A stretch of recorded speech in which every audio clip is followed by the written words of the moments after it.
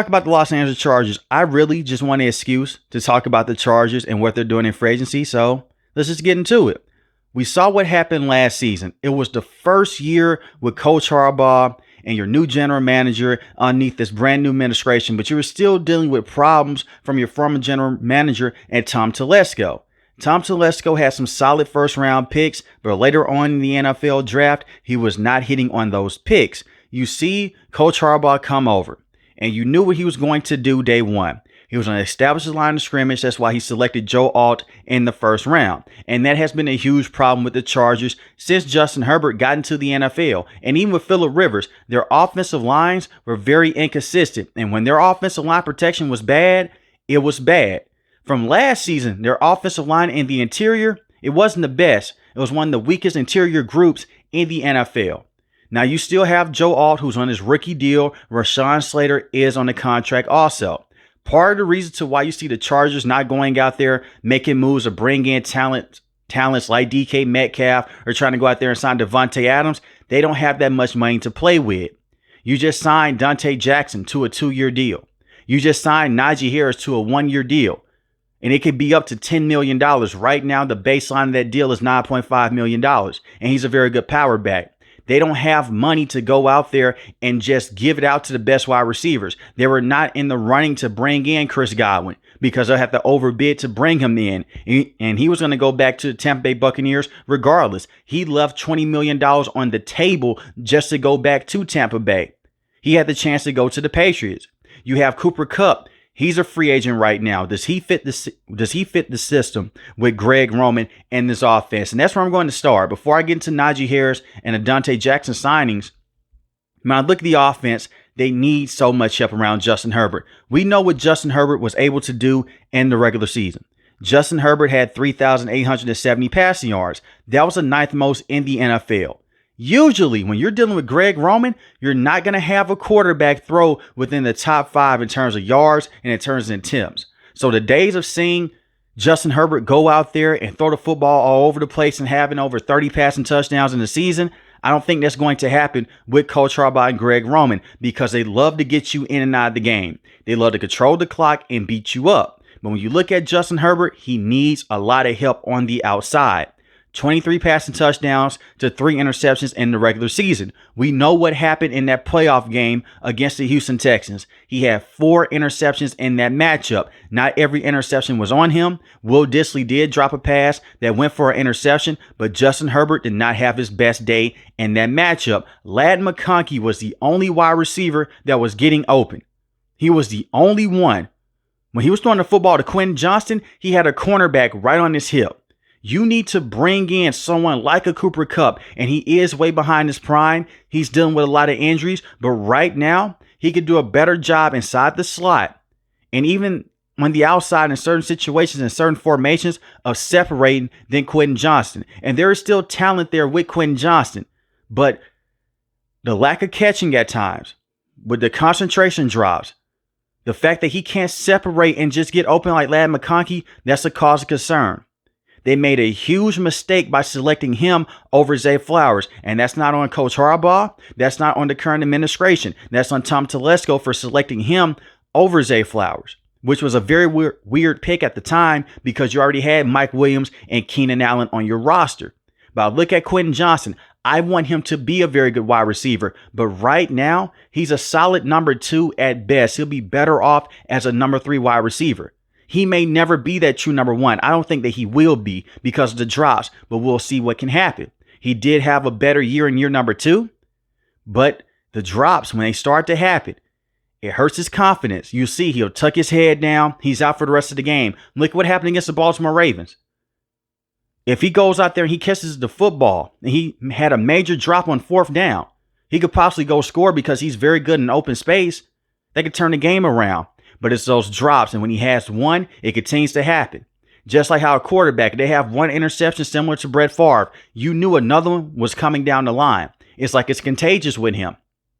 But you can keep him on the roster, and you should. There's talent there. But Ladd McConkey is the guy. One of the best rookie wide receivers in his draft class. Over 1,000 receiving yards. They could have brought in DK Metcalf, but look at what the Steelers did. They gave up a second-round pick. They swapped picks in the 6th and the 7th round, and they gave him a major contract extension. 5 years, $150 million. The Los Angeles Chargers, they could have not done that. If you wanted to bring in DK Metcalf, you had to pay him. That means that you would have had to move off of other contracts also. That's why they were asking a lot of players to restructure their deals. They asked Keenan Allen, restructure your deal. Joey Bosa and Khalil Mack. Joey Bosa and Khalil Mack, they did that. Keenan Allen said, hell no, I'm coming off the best season of my career. They traded him to the Chicago Bears. He's a free agent. You could possibly bring him in. And you have Stephon Diggs out there also. So these are older wide receivers that have an injury history. But I think that Keenan Allen would be the best bet instead of bringing in a guy like Stephon Diggs or Cooper Kupp. Because Keenan Allen has that rapport with Justin Herbert. And he still wants to live in the LA area. He has said this numerous times. He would love to go back to Chicago or he'll finish his career out with the Chargers. So I think that he could come back. Does that move the needle a lot for the Chargers? No, it doesn't. But it would push Quentin Johnson to being that number 3 wide receiver. Ultimately, even if they do bring in a veteran wideout, they should still go into the first round and draft a wide receiver. And I know that Coach Harbaugh may leave the room because he views offensive linemen as weapons. And he said this when he first had his press conference with the Chargers, that he viewed offensive linemen as skill positions. He views Joe Alt and Rashawn Slater as major parts of this offense, as he should, because he wants to run the football at will. And they have more than just a wide receiving problem. The interior of this offensive line, like I mentioned before, you need to bring in some better players. You re-sign Bradley. As a run blocking center, he's decent. As a pass blocker, he's one of the worst centers in the NFL. I'm sorry. He had 2 good games this season as a pass protector. Besides that, he's not a good pass protecting center. And he did take up for Justin Herbert against the New Orleans Saints. He's more so fit for just a zone rushing system as a backup center that you could kick over to guard. But as a starting center, with how pass heavy the league is, you have to bring in someone else or bring in some competition. I love the fact that you're bringing him back because he's a very good veteran. They love him in the locker room and he's tough as nails. But at the end of the day, we have to talk about the on-the-field product here. As a pass protector, Justin Herbert can't step up inside the pocket. That's why a lot of throws that you saw this season, he's drifting off to the right. He's drifting off to the left to avoid that pressure up the middle. And what happens when they play contained coverage on the edge and when you're going against very good defensive linemen and very good linebackers that can seal off the edge? You're going to be in trouble because your interior is not good enough. And Coach Harbaugh has seen this with the San Francisco 49ers. He rebuilt that offensive line, but he didn't do it with just one offseason. It took some time. And the same way he went to Michigan, even though college is different from the NFL, he built and he recruited the offensive line. So if you are a Chargers fan, I will say this, please be patient. Be patient with the Chargers. They can still use the NFL draft. They can still bring in some veteran wide receivers. And you also don't want to get into a contest like this where you're just bringing in a bunch of names that don't fit your system. You're bringing in just a bunch of guys based off the talent alone. Because Greg Roman runs a run-heavy system. You have to be able to go out there and run block as a wide receiver. And I know a lot of wide receivers, they hate that. But look at what he did with the Baltimore Ravens. He coached up Lamar Jackson to win his first MVP. And I've said this in the past, and I'm going to basically explain it more here. I'm not a huge fan of Greg Roman's system. I'm really not. Because the passing concepts aren't the best. But he's never worked with a quarterback like Justin Herbert before. We even seen him go out there and let Justin Herbert run in goal line situations. Justin Herbert is not known for his legs, but he can take off on you with his legs. But you want to take care of him. Knowing Coach Harbaugh, he's going to put more pieces around Justin Herbert. We saw this with the San Francisco 49ers when they had Alex Smith, when they had Colin Kaepernick. They put the wide receivers there, but they just took a different approach to it. It's more so of Coach Harbaugh just basically saying, hey, I know that we can pass the football as a pass-heavy league, but I'm basically stuck in the 80s and the 90s. I want to run this offense, and I want it to be as brutal as possible on the opposing teams. And I agree with that standpoint. Because when you wear out the opposing team, it's only so much they can do. When you're constantly running the football over and over again, defensive players, they get tired. Now you can work off a play action. You're giving Justin Herbert something he's never had before. And speaking of that, you have Najee Harris. Now, I covered the Steelers a lot. I've seen them up close and personal many times. I've seen Najee Harris live. Najee Harris is not a fast running back at all. His career average is 3.9 yards a carry. He just averaged 4 yards a carry with the Steelers. He had the 7th most carries in the NFL, but he was 14th in total rushing yards for a running back. 1,043 rushing yards, 6 rushing touchdowns. Every single year, he's had over 1,000 rushing yards. You may ask yourself, why then the Steelers? Why then they want to bring him back? Why not exercise a 5th-year option? For one, that's a different situation over there. The Steelers, they don't have a top offensive line in the NFL. They selected him in the 1st round. That was a mistake. Najee Harris is a very good power back. He's one of the better power backs that you can have. But in terms of him catching the football at the backfield and being dynamic on a level of a Derrick Henry and a Saquon and even a Christian McCaffrey when he's fully healthy, he's not that type of running back. But he fits what Greg Roman and Coach Harbaugh wants because of the yards after contact. He's not going to go down to the 1st or 2nd tackler because he's going to try to run him over. But he's not known for his juice either. He's a definition of a true power back. If you need a yard or two, you put him in. Will it be times where he hits the hole just a little bit too slow? Yes. The one thing with Najee Harris, he has to read the blocks better. Because I'm telling you guys, I've seen every single Steelers game since he has been in the NFL. You look at Najee Harris, he'll run himself right into the center. He'll run himself right into the guard. And we saw the same problems happen with James Conner. He goes over to the Arizona Cardinals. He's one of the best power backs in the league. I see a similar thing happening with Najee Harris. And in his defense, he's always dealt with stacked boxes, especially early on when he had Big Ben as his quarterback. Then poor man had Mitch Trubisky and Kenny Pickett. I feel bad for any wide receiver, any running back, hell, any head coach that has Mitch Trubisky as their starting quarterback. And Kenny Pickett also. So this is easily the best quarterback that he's going to play with in his career in the NFL. And no offense to Russell Wilson and Justin Fields, he still dealt with stacked boxes. So hopefully you open up those boxes, maybe Najee Harris can go out there and he can get you a 30-yard rushing game. The funny thing is this, he has played in the NFL for 4 years. You would have thought at least one of his longest rushing carries on his career would have went for 40-plus yards. His longest rush of his career is 36 yards. And we saw this at Alabama. He is not known for being a big play running back, but he is known for wearing you down. And that's what the Chargers want to do. Expect for the Chargers to go out there and draft the speedy running back also. Because by them signing Najee Harris, you're not going to bring back J.K. Dobbins, unfortunately. And that sucks because J.K. Dobbins was a very good running back. And the reason why I say they will not bring him back, J.K. Dobbins has dealt with injuries so many times in his career. Last season was the healthiest that he has been in the NFL, and he put up good numbers with the Chargers. But this was the thing here. A lot of his numbers came from big runs. Very good running back, very dependable when he was healthy. But I look at the torn Achilles that he suffered, ACL injuries. The one thing Najee has never suffered in his career is a major injury. And he has played damn near every single game for the Steelers. It was one matchup in particular, the man damn near played the entire game. He only took 2 plays off in a matchup against the Cleveland Browns. And that was before they found out that Jaylen Warren could have been a very good counter back to Najee Harris. So you could put some more miles on his body. He's a bigger back, run him into the ground. And it's a 1-year deal. If it doesn't work out, you can move off of him. But right now, as it stands, you have Hassan Haskins, you have Najee Harris. Expect for Najee Harris to get 25 to 28 carries a matchup in tough situations. And he's the perfect running back to have in this division when you go against the Kansas City Chiefs and the Denver Broncos. He's not a perfect running back. Even though I'm being very complimentary right now, I don't want you guys to take my words out of context here. He will have games that will make you just basically roll your eyes and say, okay, what the hell is going on?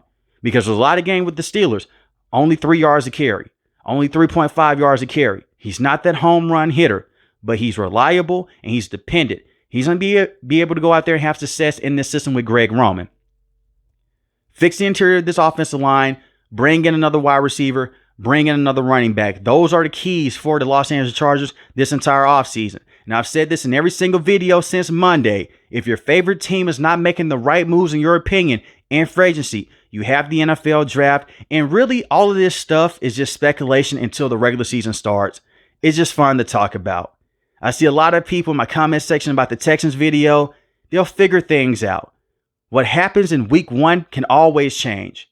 We've seen this in the NFL. Things always change. A player is supposed to go here. They don't go here. They go somewhere else. This player was supposed to be a superstar. They're not a superstar. They take a major step back. It happens. It's something called life.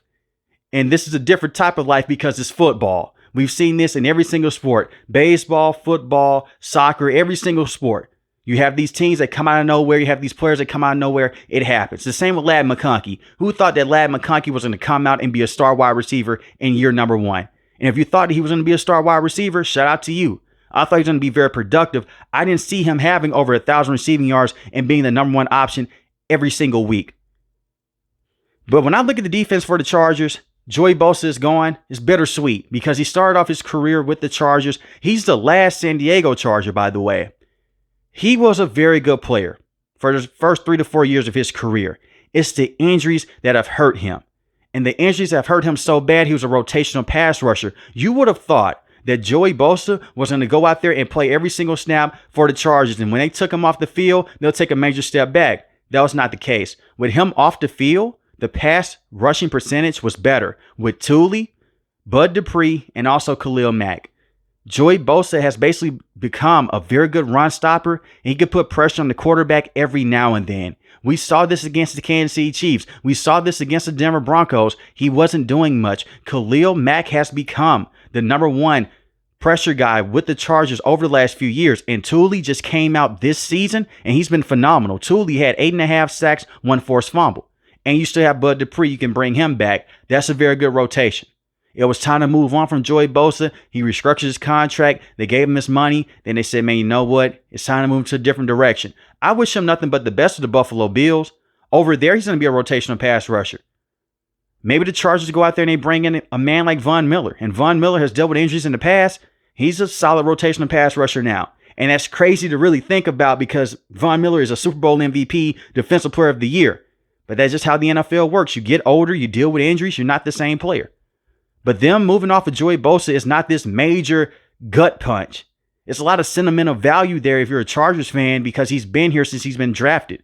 But business is business. It's time to move on. The same thing that they did with Keenan Allen, they basically done with Joey Bosa. But when I look at the defense that they have, this is going to be weird for me to say. Jesse Minter is already one of the best defensive minds in the NFL. He was great at the college level. No matter who is on the field for him, he's going to get the most out of them. And we saw this from last season. Don't believe me? They won a game against the Atlanta Falcons to where they did not score an offensive touchdown, which is another reason why they need to bring in a wide receiver. They won that game off a pick 6 and 4 interceptions alone in that matchup against Kirk Cousins. Defensive game plan and adjustments, and their secondary was not fully healthy in that matchup either. You're dealing with rookie cornerbacks. You're dealing with people that you just had to call in and help out your team because you're dealing with safety injuries. And yet your defense still went out there and they pounced on Kirk Cousins over and over again. And you can say, hey, Kirk Cousins is not a top quarterback in the NFL. He was dealing with an arm injury. That's what he said. Even though that could be true, to win a game in the NFL without scoring an offensive touchdown is crazy. That is just how good the defense was this year. Now, the Russian defense, it was hit and miss in certain situations. They play with a lot of light boxes. It's basically a college defense at times. Now, Jesse Minter went away from that as the season progressed.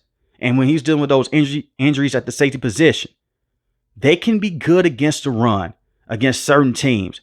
But you need to bring in some more defensive linemen in a rotation and bring in some more bigger linebackers, behind the linebackers that you have already. But you have Derwin James in the secondary unit. He's more so as a do-it-all player on defense. You can blitz him off the edge. He can cover in one-on-one situations, short yardage situations. He's just a very good safety. He's also basically a linebacker for them as well. That's why you have the 3 safety look at times with the Chargers. But you have him adding in Dante Jackson. That's a solid move. Dante Jackson had 5 interceptions with the Steelers. He's a speedy cornerback that loves press man coverage because you lost Christian Fulton. And Christian Fulton was a very good cornerback in this system. But let's not forget this. Christian Fulton with the Tennessee Titans, he didn't look that great. And they moved off of him. That's why he came over to the Los Angeles Chargers. Now he's with the Kansas City Chiefs. We'll see how that works out. But with you adding in someone like a Dante Jackson, the only thing that hurts him are injuries. But I like Dante Jackson personally. I think he's a very good, sticky man-to-man corner. He's in phase. Will he go out there and get beat? Sure. But this is the NFL in 2025. As I record this video, you have about 10 to 15 wide receivers that can go out there and beat press man coverage like it's no tomorrow. But the way that they utilize their defensive players from their front seven through the back end, the Chargers, they're going to be okay. And I said this last year. I called them bringing in Coach Harbaugh many years ago. I'm saying, hey, it's a lot of chatter here, even when he was at Michigan, because you looked at what Brandon Staley wasn't able to do. He was so terrible as a head coach and he relied so much on talent. I even said that then after a Michigan video. I said, if you bring in Coach Harbaugh to the Chargers, you give him that full power, he gives you the best chance to put a Super Bowl roster around Justin Herbert, and I'm going to stick to that plan. I'm not going to panic. I'm not going to say they're failing Justin Herbert right now. They cleared out that wide receiving room because they had to. Mike Williams dealt with a back injury, torn ACL. He's not even close to being the same player that he used to be. Keenan Allen has dealt with injuries in the past, hasn't finished a full season in a very long time. His last season with the Chargers, it was his best season statistically, but you still worry about those injuries in the past. And you could bring him back also. But I'm going to say it again. The main thing here for the Chargers, continue to build around Justin Herbert. Build that interior of that offensive line, and trust me, it's a good chance that they do not like a wide receiver in the first round. Knowing Coach Harbaugh, he may go out there and he may fall in love with a center or a guard, and they may take him in the first round. That's how wacky that he is. And no, I do not think that was a major mistake to pass on a wide receiver in the first round of last year's draft class and go with Joe Alt. They did the right decision. Now you have two bookend tackles. You just have to make sure that both of those players are fully healthy. You can bring in some depth behind your offensive linemen, but let's just be real here. Not too many teams in the NFL, if their starting tackles go down, they bring in a backup and they just continue to run the show as is. Because if that was the case, the Kansas City Chiefs would have not been in the situation that they were in a few years ago against Tampa Bay Buccaneers in the Super Bowl, and they would have been prepared for the Philadelphia Eagles this previous Super Bowl. So those things happen. You could bring in some more depth offensive linemen, but be careful with that with the cap concerns. But so far, I think the Chargers, they're doing the right thing. They exceeded expectations. They went to the playoffs. Justin Herbert is one of my favorite quarterbacks in the NFL. He has to play better in the playoffs because even though Brandon Staley was a terrible head coach, there is no way in hell, I'm going to say this again, there is no way in hell they should have lost that game against the Jacksonville Jaguars. A lot of that was game planning by Brandon Staley, terrible coaching, and this is something that Justin Herbert has dealt with early on in his career with Coach Lombardi as the OC. Kellen Moore did the best that he could as the offensive coordinator. I'm strictly talking about Coach Lombardi here. They couldn't run the football. So they're forcing Justin Herbert to go out there and throw the football every single time. And eventually, you're going to run into a tough situation. And that's what happened against the Jacksonville Jaguars. He should have won that game. And against the Houston Texans, I just have to say this. The Texans were the better team. I have to give them respect here. Their defense went out there and they dominated. They forced him to have those 4 interceptions. He has to play better in the big moments. And they have not beat the Kansas City Chiefs in quite some time, but they're very close. They're just a couple plays away. This is why I speak of bringing in another wide receiver. Speaking of bringing in more players behind Najee Harris, because you lost those 2 games to the Chiefs in close fashion. Ladd McConkey missed one of those games dealing with an injury. Who was your number 1 wide receiver? Quentin Johnston. You cannot get those explosive plays on the ground also. Even when you had J.K. Dobbins, you're definitely not going to get those explosive plays with Najee Harris right now. So you have to bring in another running back that can go out there and get some speed plays for you. So bringing in those players can help Justin Herbert. I know that he had Mike Williams, he had Keenan Allen, but that was for terrible coaching. Does he deserve some blame? Yes. But I think the Chargers, they'll be okay. If you're panicking right now, just calm down. I still have a lot of question marks about Greg Roman, but I can't argue with his history. The man has went to a Super Bowl before with Colin Kaepernick as his quarterback. He was very successful as an OC with Colin Kaepernick as his quarterback. They went to the Super Bowl, went to the NFC Championship game. That was him and Coach Harbaugh together. Coached up Lamar Jackson to getting his first MVP. And the Ravens at the time, they always had a consistent run game over and over and over again. But they pushed him out the door because they wanted to open up the offense. And to give Lamar Jackson his credit, he's become one of the best passers in the NFL. I know a lot of people don't want to hear that, but he is. What he's doing right now is on another level. And you just can't say the narrative anymore. He's a running back playing quarterback. No, Lamar Jackson's a pass-first quarterback now. Then he kills you with his legs. And in some games, he kills you with both. You better ask the Houston Texans and also the Los Angeles Chargers. They got to see this up close and personal. Monday Night Football. Greg Roman, He has his strengths, but he also has his weaknesses. But if you're new to the channel, hit the subscribe button. If you like the video, hit the like button. And in the comment section below, let me know what the Chargers should do in the rest of the offseason. And was it a major mistake by not going out there and trading for a wide receiver like DK Metcalf? And this will be the last time that I speak about DK Metcalf with the Chargers. It was a report that came out. He wanted to go to warmer weather. You look at the Chargers, you play inside of a dome. You play inside the SoFi Stadium. You don't have to worry about the weather conditions. In LA, beautiful weather. Even during the football season. The only difference was this. The Steelers, they're willing to offer that money. And they're willing to offer that second round pick. Most importantly, when each and every last one of you guys stay safe, stay positive. Thanks for the video, guys. God bless. Peace.